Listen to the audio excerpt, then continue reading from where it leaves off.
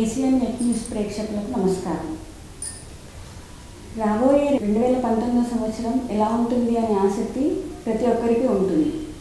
వారి వారి రాశుల గురించి తెలుసుకోవాలనే ఆసక్తి కూడా ఉంటుంది. అయితే ఈరోజు మన ఛానల్కి విచ్చేశారు ప్రముఖ జ్యోతిష్కులు, ఉస్మానియా యూనివర్సిటీ తెలుగు శాఖ ఆచార్యులు డాక్టర్ సాగి కమలాకర్ శర్మ గారు. ముఖ్యమైన గ్రహాలైన శని, గురు, రాహుకేతులను వారి వారి స్థానాల మార్పులను బట్టి ఈ సంవత్సరం ఎలా ఉంటుందో వారిని అడిగి తెలుసుకుందాం. గురుగారు నమస్కారం అండి. నమస్కారం అమ్మా. ఈ 2019 సంవత్సరంలో వేరువేరు రాశుల వారికి ఎలా ఉంటుందో మా ప్రేక్షకులకి వివరించండి. ముందుగా మేషరాశి వారికి. యోదేవ సవితాస్మాకం ధియో ధర్మాదిగోచరాః ప్రేరయేత్ తస్యేద్భర్గః తద్వరేణ్యముపాస్మహే. శ్రీ గురుభ్యో నమః. సాధారణంగా కొత్త సంవత్సరం అనేటటువంటి విధానం అంతా కూడా 2019, 2020 అనే పదానికి మొదటి నుంచి మనకు లేకపోయినప్పటికీ అంతర్జాతీయంగా ఏదో ఒక కొత్త సంవత్సరం అనే భావనే, సంవత్సర ఫలితాల నిర్ణయం అంతా కూడా ఉగాది నుంచి ఉగాదికి ఉండేటటువంటి భావనే మొదటి నుంచి కూడా మనకుంది. మిగిలినటువంటి సంవత్సర ఫలితాలు దీంట్లో చెప్పే అవకాశం ఎట్లాగూ లేదు. కాకుండా గోచార ఫలితాల వరకు మనం సూచించే అవకాశం మనకు ఉంటుంది. అందుకే 2019లో వేరువేరు గ్రహాల యొక్క మార్పులు ఎట్లా ఉన్నాయి, దాన్ని బట్టి వేరువేరు రాశులకు ఎట్లా ఉంటుంది అనే విషయం మనం గమనించే అవకాశం ఉంటుంది. దాంట్లో ముఖ్యంగా మేషరాశి వారికి మీరు అడిగినట్టుగా ఈ సంవత్సరం ముఖ్యంగా శని అత్యంత దూరంగా తిరిగేటువంటి గ్రహం కాబట్టి శని గ్రహాన్ని గురించి ఆలోచించేటట్టయితే నవమ స్థానంలో శని సంచారం ఉంది. నవమ స్థానంలో శని సంచారం కనుక ఉండేటట్టయితే వారికి ఆధ్యాత్మికమైనటువంటి జీవితం బాగా ఉంటుంది, కానీ అసంతృప్తి బాగా ఉంటుంది. అనుకున్న పనులలో ముఖ్యమైనటువంటి ఉన్నత విద్యలు నవమభావం బాగా సంకేతంగా ఉంటుంది. ఆ ఉన్నత విద్యల లోపల వాళ్ళకి తగ్గిపోయేటటువంటిది ఏమిటంటే ఈ ఫారిన్ విద్యలు లాంటి వాటికన్నా ఆధ్యాత్మిక విద్యలు వస్తే బాగా ఉంటుంది. ఏదైనా ఆధ్యాత్మిక యాత్రలు చేద్దామని దూర ప్రయాణాలు కూడా నవమంలో ఉంటాయి. సాధారణంగా వినోదాలకు విహారాలకు చేసేటువంటి యాత్రలు ఇప్పుడు కనిపించే వీళ్ళకు. ఈ రాశి వాళ్ళు ఈ సంవత్సరం మొత్తం కూడా టోటల్గా 2019 మొత్తం కూడా అక్కడే ఉంది. 2020లో శని మార్పు మకరానికి ఉంది. అందువల్ల దాని గురించి ఆలోచించాల్సిన అవసరం లేకుండా 2019 మొత్తం కూడా వీళ్ళు ఆధ్యాత్మిక యాత్రల వైపు దృష్టి సారించేటట్టయితే వాళ్ళ ధనం సద్వినియోగం అవుతుంది, కాస్త తృప్తిపడే అవకాశం ఉంటుంది. అట్లాగే ఆధ్యాత్మిక విద్యల వైపు యోగా, మెడిటేషన్ లాంటివి ప్రాక్టీస్ చేసుకుంటూ ఉండటం అనేటటువంటిది వీళ్ళకి అవసరం. అట్లాగే ఈ రాశి దశమాధిపతి, లాభాధిపతి కూడా ఈ శని. దశమ లాభాధిపతి నవమంలో ఉండటం అనేటటువంటిది ఆ రెండు రాశులకు కూడా మంచిదే. కాబట్టి వృత్తిరీత్యా కూడా బాగా ఉంటుంది, లాభాలు కూడా బాగా వస్తాయి. కానీ ఏదైనప్పటికీ కూడా శనే కదా. కాబట్టి శని ఎప్పుడైనా కానీ మందగ్రహం కాబట్టి ఏ పని ఇచ్చినప్పటికీ కూడా కొంచెం ఆలస్యంగా ఇస్తాడు, అంత తొందరగా ఇవ్వలేడు. ప్రమోషన్స్ ఉంటాయా అంటే ఉంటాయి, చాలాసేపు కష్టపడ్డ తర్వాత ఉంటాయి. కాబట్టి ఎక్స్పెక్టేషన్ లేని ప్రమోషన్స్ కోసం చూస్తూ ఉండాలి. వస్తే వచ్చింది, లేకుంటే లేదు. ఈ ధోరణిలో మేషరాశి వారు చూస్తూ ఉండాలి. అట్లాగే లాభాలు కూడా ఆశించినంతగా ఉండవు. లాభం లేదంటే వస్తుంది, వచ్చినంతగా అంత గొప్పగా అనిపించదు. ఈ విధంగా శనిగ్రహం యొక్క విధానం కనపడుతుంది మేషరాశి వారికి. చతుర్థంలో రాహు ఉన్నాడు కదా, సౌఖ్యాల విషయం ఎలా ఉంటుంది? చతుర్థంలో ఉండేటటువంటి రాహు రేపు మార్చి 2019 నుంచి తృతీయానికి వస్తున్నాడు. రాహువుకు కేతువుకు అవసవ్య గమనం అనేటటువంటిది ఉంటుంది. కాబట్టి ప్రస్తుతం ఈ మార్చి వరకు ఉండేటటువంటి విధానం లోపల రాహు కానీ దశమంలో ఉండేటటువంటి కేతువులు కానీ వృత్తిరీత్యా చాలా స్ట్రెస్ని ఇచ్చేటటువంటి వాడు కేతువు. సౌఖ్యాన్ని ఊహింపజేస్తూ ఎక్కడ సౌఖ్యం ఉంది అనుకుంటూ ప్రయాణం చేయించడమే తప్ప అక్కడ నిజానికి సౌఖ్యం దొరకదు. అంతేకాదు రాహువుకు మరొక గ్రహం పేరు, అది దురాశాగ్రహం, కేతువుకు నిరాశాగ్రహం అని పేరు. కాబట్టి అక్కడ ఈ సౌఖ్యాలన్నీ ఊహలుగానే మారుతూ ఉంటాయి. సౌఖ్యాలన్నీ ఏదో ఎండమావులాగా కనపడుతుంటాయి. అక్కడ ఉంది అని వెళ్తూ ఉంటుంటాం, అక్కడ కానీ సరిగ్గా సరిపోవు అక్కడ. అట్లాగే వృత్తిలో కూడా కేతు ఉండేటటువంటి విధానంలో బాధ్యతలు బాగా పెరుగుతూ ఉంటుంటాయి.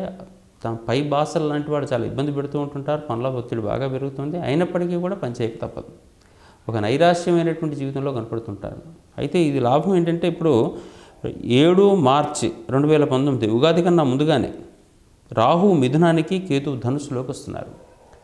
విశేషం ఏంటంటే కేతువు ధనుస్సులోకి ఉన్నాడు, శని కూడా ధనుస్సులోనే ఉన్నాడు.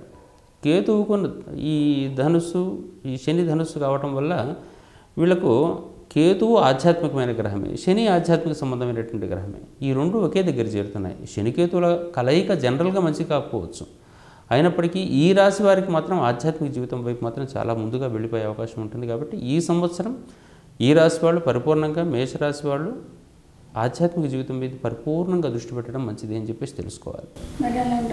తృతీయంలో ఉండే రాహువు ఉన్నాడు. ఈ తృతీయ రాహు ఏం చేస్తూ ఉంటుంటాడు? రాహు జనరల్గా చేసేటువంటి పని ఏంటంటే ప్రయాణం చేస్తూ ఉంటాడు. ఈ తృతీయ రాహు ఏం చేస్తుంటాడంటే సహకారం ఇతరులది అనేటటువంటి ఒక ధోరణి కూడా ఉంది మనకు. ఇతరుల సహకారం అందించే విధానం తృతీయంలో సహకారం కనబడుతూ ఉంటుంది, సంప్రదింపులు ఉంటాయి, కమ్యూనికేషన్స్ ఇవన్నీ కూడా బాగా విస్తరించే ప్రదేశం. కాబట్టి ఈ వార్తలు అందేటటువంటి విషయం లోపల అనుకున్నంత గొప్పగా వార్తలు ఉండవు. అట్లాగే కమ్యూనికేషన్స్ విషయం లోపల మనకు వచ్చే కమ్యూనికేషన్స్ ద్వారా ఏదో చాలా వచ్చేసే నేను చాలా గొప్పవాడిని అయ్యే భావన వస్తుంది, కానీ ఏ విషయం ఏ కమ్యూనికేషన్ మనకు ఉపయోగపడదు. ఇట్లా మనం తీర్చిదిద్దుకునే విషయం లోపల ఇబ్బంది ఏర్పడుతూ ఉంటుంది. అందుకని ఆ తృతీయ రాహు కూడా ఈ సంవత్సరం మొత్తం కూడా కొంచెం జాగ్రత్తగా చూసుకోవాలి. అయితే రాహుకేతువులకు ఉండేటువంటి గొప్ప విశేషం ఏంటంటే ఈ తృతీయ స్థానం మంచిది వీళ్ళకు. తృతీయ స్థానం ఎప్పుడైతే మంచిదో వాళ్ళకి ఆటోమేటిక్గా ఆ రాహు గ్రహం యొక్క దోషం చాలా తక్కువగా ఉంటుంది కేతువుతో కంపేర్ చేసుకునేటట్టయితే. ఇక నవమాధిపతి అయిన గురుడు అష్టమంలో ఉన్నాడు కదా, అష్టమ ఫలితాలు ఎలా ఉంటాయంటారు? గురువు ఇచ్చే ఫలితాలు. నవమం వ్యయాధిపతి అయినటువంటి వాడు ఇక్కడ ఉండేటువంటి మనకు అష్టమ స్థానం. అసలు ఈ రాశి వారికి ఇది ఈ సంవత్సరం మేజర్ డ్రాబ్యాక్. ఈ గురువు 4 నవంబర్ 2019 వరకు కూడా ఖచ్చితంగా అష్టమ స్థానంలో సంచారం. నిజానికి మేషలగ్నానికి నవమాధిపతిగా గురువు చాలా గొప్పవాడు, వ్యయాధిపతిగా ధార్మికమైన ఖర్చులు పెట్టించేటువంటి వాడు, ఒక రకంగా యోగకారకుడు కూడా. అటువంటి రాశి వాళ్లకు ఈయన వచ్చి ఏం చేస్తున్నాడు? అష్టమంలో ఉన్నాడు. గురువు ఇచ్చేటటువంటిది ఎప్పుడైనా సరే గౌరవం. గురువు ఇచ్చేటటువంటి గౌరవాన్ని ఇప్పుడు పరిపూర్ణంగా పోగొట్టుకుంటారు. కాబట్టి గౌరవహీనమైన పనుల జోలికి మనం వెళ్ళకూడదు అనేటువంటి విషయం తెలుసుకోవాలి. తెలుసుకునేటట్టయితే మనకు జాగ్రత్తగా ఉంటాం. అట్లాగే సద్గురువులు మనకన్నా పెద్దవాళ్ళు ఎవరున్నారో వాళ్ళకి నమస్కారాలు చేసుకుంటూ జాగ్రత్తగా ఉండాలి. గురు సంబంధమైనటువంటి ప్రయత్నాలు చేసుకుంటూ అనేక రకాల జాగ్రత్తలు ఉండటం మంచిది. నవమాధిపతి అష్టమంలో ఉండటం వల్ల అసంతృప్తి ఏర్పడుతుంది. ఎందుకంటే అష్టమం అనేటువంటి రంధ్రస్థానం, అష్టమం దాంట్లో ఉండేటటువంటి ఏ అంశమైనప్పుడు కూడా నాశనానికి కారణం అవుతుంటుంది. కాబట్టి నవమస్థానాధిపతి అష్టమంలో ఉండటం వల్ల నవమం మనకున్న సంతృప్తి నాశనం అవుతుంది. వ్యయాధిపత్యం ఇప్పుడు విశ్రాంతికి కారణమైనటువంటిది వ్యయం, ప్రయాణానికి కారణమైనటువంటిది వ్యయం, ఖర్చుకు కారణమైంది వ్యయం, సుఖానికి కారణమైంది వ్యయం, నిద్ర. ఇవన్నీ కోల్పోతాం ఇప్పుడు ఈ సంవత్సరం మొత్తం.